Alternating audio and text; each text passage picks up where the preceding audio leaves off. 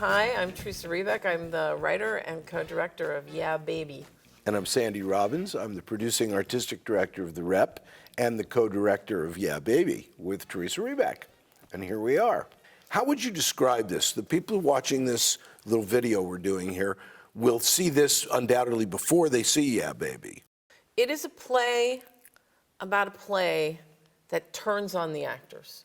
The actors who are making the play find themselves in an increasingly surreal and funny and untenable version of what they thought they were there to do.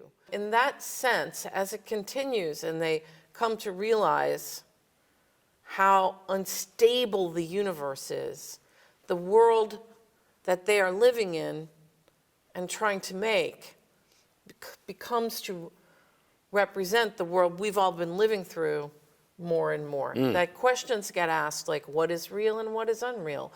What is true, what is false? What is sad, what is happy? There's one point when someone just starts making this list and finally everyone goes, would you please stop that? I mean, because we all know that what we've just come through is truly bizarre. Yeah, unthinkable. And, yes. What makes a comedy funny to you? One of the things that is true about writing comedy is it's instinctive in a way, and that you don't actually know how to build the comedy until you're in the room doing it.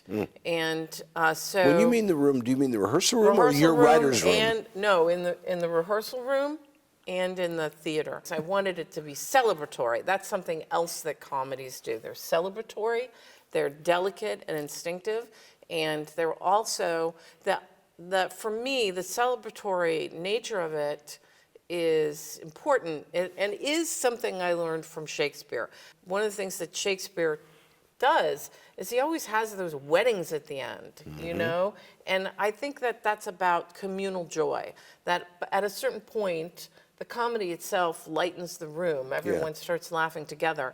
And by the end, we're all sort of celebrating happiness. Sometimes, like yesterday when I walked in and they were all working out the fight and Lee was in there doing the fight choreography and the dancing was going on, I thought, this is astonishing. And it's an astonishing opportunity for someone like me to be able to walk into a unit like that and see, you know, it makes me feel, you know, very much in touch with the theater of the past, you know, that we are kind of going toe-to-toe with Shakespeare. Because he had a company of people that he worked with. It brings out something really unique and special. You know, it's just deeper, it's more felt, it's looser, it's, you know, you just give each other permission to go as far as you want to go. Well, that's one of the things. The actors don't feel that you've pigeonholed them and written for some concept of them, but they always feel stretched and expanded by what you've written for them. So it's some combination of taking advantage of what you discovered they can do, but also pushing that envelope a little bit.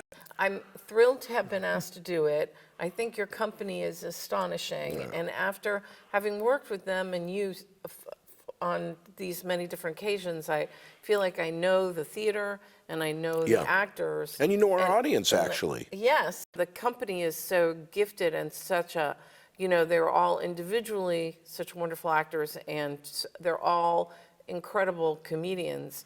And then as a unit, they're sort of beyond reckoning.